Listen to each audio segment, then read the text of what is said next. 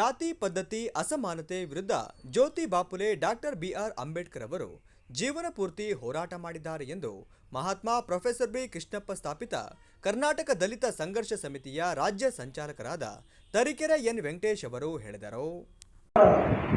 ಯಶಸ್ವಿಯಾಗಿ ಚಾಲನೆ ಕೊಟ್ಟು ಯಾಕೆ ನಾನು ಈ ಸಂದರ್ಭದಲ್ಲಿ ಇದೆಲ್ಲ ಬೆಳಕಾಗ್ತಾ ಇದ್ದೀನಿ ಅಂದರೆ, ಒಂದು ಸಂಘವನ್ನು ಕಟ್ಟಬೇಕಂದ್ರೆ ನಮ್ಮಲ್ಲಿ ಸ್ವಾಭಿಮಾನ ಬೇಕು. ಆ ಸ್ವಾಭಿಮಾನವನ್ನು ತುಂಬಿದವರು ಬಾಬಾ ಸಾಹೇಬ್ ಅಂಬೇಡ್ಕರ್. ಅವರ ನಂತರದ ದಿನಗಳಲ್ಲಿ ನಮ್ಮಲ್ಲಿ ಸ್ವಾಭಿಮಾನವನ್ನು ತುಂಬಿದವರು ಡಾಕ್ಟರ್ ಪ್ರೊಫೆಸರ್ ಬಿ ಕೃಷ್ಣಪ್ಪ. ಮತ್ತು ಅವರ ಹೆಸರಲ್ಲಿ ನಾವು ಸಂಘಟನೆಯನ್ನು ಕಟ್ಟಿದ್ವಿ.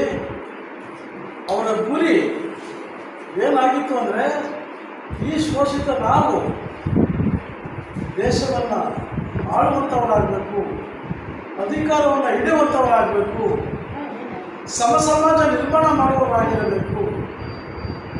ಈ ಶೋಷಿತರಲ್ಲಿ ಶಿಕ್ಷಣದ ಅರಿವು ಮೂಡಿಸಿ ಉನ್ನತ ಶಿಕ್ಷಣವನ್ನು ಕೊಡಿಸಿ ಅವರು ಸಂವಿಧಾನವನ್ನು ಓದಿ ಸಂವಿಧಾನಬದ್ಧವಾಗಿರ್ತಕ್ಕಂಥ ಹಕ್ಕುಗಳನ್ನು ನಮ್ಮ ಜನರಿಗೆ ಹೇಳಿ ಅವರಲ್ಲಿ ಅರಿವು ಮೂಡಿಸ್ತಕ್ಕಂಥ ಕೆಲಸವನ್ನು ಮಾಡಬೇಕು. ಆ ಗುರಿ ಮತ್ತು ಆ ಉದ್ದೇಶಗಳನ್ನು ಇಟ್ಕೊಂಡು ಇವತ್ತು ನಾವು ಈ ಕೋಟೆಯ ನಾಡು ಚಿತ್ರದುರ್ಗದಲ್ಲಿ ಸಭೆ ಸೇರಿಕೊಂಡಿದ್ದೇವೆ. ಈ ಸಭೆಗೆ ಸಾಕು, ನಮಗೆ ಸಾವಿರಾರು ಜನ ಬಂದು ಸಭೆ ಮಾಡಬೇಕಾಗಿಲ್ಲ. ನಿಮ್ಮಾಗೆ ಬಂದಿರತಕ್ಕಂಥ ಒಂದು 25ರಿಂದ 30 ಜನ, ಇವತ್ತು 30 ಜನ ಈ ಸಭೆಯಲ್ಲಿ ನಾವು ಪಟ್ಟಣದ ನವ ಪ್ರವಾಸಿ ಮಂದಿರದಲ್ಲಿ ಏರ್ಪಡಿಸಿದ್ದ ರಾಜ್ಯ ಸಮಿತಿ ಸಭೆಯನ್ನ ಉದ್ದೇಶಿಸಿ ಮಾತನಾಡಿದ ಅವರು, ಕರ್ನಾಟಕ ದಲಿತ ಸಂಘರ್ಷ ಸಮಿತಿ ಪದಾಧಿಕಾರಿಗಳು, ಕಾರ್ಯಕರ್ತರು ಶೋಷಿತ ಸಮಾಜಗಳನ್ನ ಒಟ್ಟುಗೂಡಿಸಿ ಸಂವಿಧಾನ ಕುರಿತು ಜಾಗೃತಿ ಮೂಡಿಸಬೇಕು. ಸಮಾಜ ಜಾತಿ ರಹಿತ ಸಮಾಜ ನಿರ್ಮಾಣ ಮಾಡಬೇಕು. ಅದುವೇ ಬಾಬಾ ಸಾಹೇಬ್ ಡಾಕ್ಟರ್ ಬಿಆರ್ ಅಂಬೇಡ್ಕರ್ ಅವರು ಸಮಾಜದ ಹೋರಾಟ ಮಾಡಿದ್ದಾರೆ ಎಂದರು.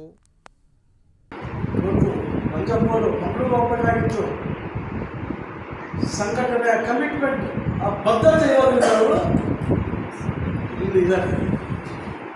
ಆದರೆ ನಮ್ಮ ಮೇಡಮ್ ಅವರಿಗೆ ಭಾನುವಾರ ಒಂದು ದಿವಸ ರಜೆ ಸಿಗುತ್ತೆ, ಎಲ್ಲ ಟೀಚರ್ಸ್. ಆದರೂ ಆ ಒಂದು ದಿನವನ್ನು ಸಂಘಟನೆಗೋಸ್ಕರ ಮೀಸಲಿಟ್ಟು ಬಂದಿದ್ದಾರೆ. ಚಂದ್ರಬಾಬು, ವಿಶಾಲಕ್ಷ್ಮಿ ಹಾಗೂ ನಮ್ಮ ವಿಜಯಲಕ್ಷ್ಮಿ ಮೇಡಮ್ ನಿಜವಾಗಿಯೂ ಅವರು ಎಲ್ಲ ಸಂಘಟನೆಯಾಗಿ ನೇರವಾಗಿ ಧೈರ್ಯವಾಗಿ ಬಂದಿದ್ದಾರೆ. ನಟ ಚೇತನ್ ಅಹಿಂಸಾ ಅವರು ಮಾತನಾಡಿ, ಸಮಾಜದಲ್ಲಿ ಅನಿಷ್ಟ ಪದ್ಧತಿಗಳಾದ ಜಾತಿಭೇದ, ಲಿಂಗಭೇದ ನಾಶ ಮಾಡಬೇಕು, ಸಮಾನತೆಗಾಗಿ ಹೋರಾಟ ಮಾಡಬೇಕು ಎಂದರು. ನಾವು ಇಂಥದನ್ನ ಕರ್ನಾಟಕಕ್ಕೆ ತರಬೇಕು. ನಮ್ಮ ಮೂಲ ಶತ್ರು ಯಾರು ಅಂದರೆ, ಯಾವ ಜಾತಿಯವರಲ್ಲ, ಯಾವ ಧರ್ಮದವರಲ್ಲ, ಯಾವ ಪಕ್ಷದವರಲ್ಲ, ನಮ್ಮ ಯಾವ ಮಾತೃಭಾಷೆ ಅಲ್ಲ. ನಮ್ಮ ಮೂಲ ಶತ್ರು ಅಸಮಾನತೆ ಮತ್ತು ಅನ್ಯಾಯದಲ್ಲಿ ಕೂಡಿರೋ ವ್ಯವಸ್ಥೆ. ನಮ್ಮ ಸುರೇಶ್ ಗೌತಮ್ ಅವರು ಹೇಳ್ತಾ ಇದ್ರು, ಯಾರು ನಮ್ಮ ಶತ್ರು? ನಮ್ಮ ಶತ್ರು is the system of inequality and injustice. ಆ ಅಸಮಾನತೆ ಮತ್ತು ಅನ್ಯಾಯದ ವ್ಯವಸ್ಥೆನ ಪ್ರಶ್ನೆ ಮಾಡಿದ್ರೆ ನಾವು ಅದನ್ನು ಸರಿಪಡಿಸೋದು ನಮ್ಮ ಗುರಿ. ಅದನ್ನು ಹೇಗೆ ಪವರ್ ಸ್ಟ್ರಕ್ಚರ್ಗಳನ್ನ ಫೈಟ್ ಮಾಡಬೇಕು. ಎಲ್ಲ ನಿಂತಿರೋದು ಪವರ್ ಸ್ಟ್ರಕ್ಚರ್. ಜಾತಿ, ಲಿಂಗ, ವರ್ಗ, ಭಾಷೆ, ಉದ್ಯೋಗ, ಸಾಂಸ್ಕೃತಿಕ, ಶಿಕ್ಷಣ, ಆರೋಗ್ಯ, ಕ್ರೀಡೆ, ಭೌಗೋಳಿಕ, ಎಲ್ಲ ಪವರ್ ಸ್ಟ್ರಕ್ಚರ್. ಇದನ್ನು ಸರಿಪಡಿಸ್ಬೇಕಂದ್ರೆ ಹೇಗೆ? ತಳಮಟ್ಟದಿಂದ ಏರಿಸೋದು, ಮೇಲಿಂದ ಇಳಿಸೋದು, ಸಮಾಜ ಕಂಡು. ಫಾರ್ ಎಕ್ಸಾಂಪಲ್, ನಿಮಗೆ ಆರ್ಥಿಕ ಶಕ್ತಿ ರಚನೆ ನೋಡಿ. 1% ಉಳ್ಳವರ ಹತ್ರ 40ರಿಂದ 50% ದುಡ್ಡಿದೆ. ಬಡ 50% ಕೇವಲ 5ರಿಂದ 10% ದುಡ್ಡಿದೆ. ಹೆಂಗೆ ಸರಿಪಡಿಸೋದು? 1% ಪ್ರಗತಿಪರವಾಗಿ ತೆರಿಗೆ ಹಾಕಿ ಇಳಿಸಿ 50% ಅವರು ಹಂಚಿಕೆ ಮಾಡಿ ಕಳಿಸೋದು. ಸೊ ಈ ರೀತಿ ಕಟ್ಟಿದ್ರೆ ನಾವು ಸಮಾಜ ಮಾಡೋದು. ಸೊ ಆ ರೀತಿ ಪವರ್ ಸ್ಟ್ರಕ್ಚರ್ಗಳನ್ನ ಫೈಟ್ ಮಾಡೋದು. ಬಾಬಾ ಸಾಹೇಬ್ ತಂದೆ ಪೆರಿಯಾರ್ ಕಾಂಚೀರಾಮ್ ಅವರೆಲ್ಲ ಪೊಲಿಟಿಕಲ್ ಮೂವ್ಮೆಂಟ್ ಮುಖಾಂತರ ಇಂಡಿಪೆಂಡೆಂಟ್ ಲೇಬರ್ ಪಾರ್ಟಿನೂ ಬಾಬಾ ಸಾಹೇಬ್ ಯಶಸ್ವಿ ಮಾಡ್ತಾರೆ.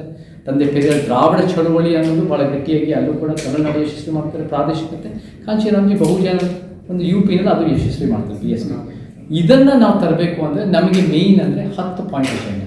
ಲಿಂಗ ಸಮಾನತೆ, ಜಾತಿಯ ಸಮಾನತೆ, ಆರ್ಥಿಕ ಸಮಾನತೆ, ಧರ್ಮನಿರಪೇಕ್ಷತೆ, ಸೆಕ್ಯುಲರಿಸಮ್, ಭಾಷಾ ಸಾಂಸ್ಕೃತಿಕ ಸಮಾನತೆ, ಪ್ರಾದೇಶಿಕತೆ, ಪರಿವರ್ತನಾ ಪರಿಸರವಾದ, ಭ್ರಷ್ಟಾಚಾರ ವಿರೋಧಿ ಮತ್ತು ಆರೋಗ್ಯದ ಪರಿವರ್ತನೆ, ಮತ್ತು 15 ಪೊಲೀಸು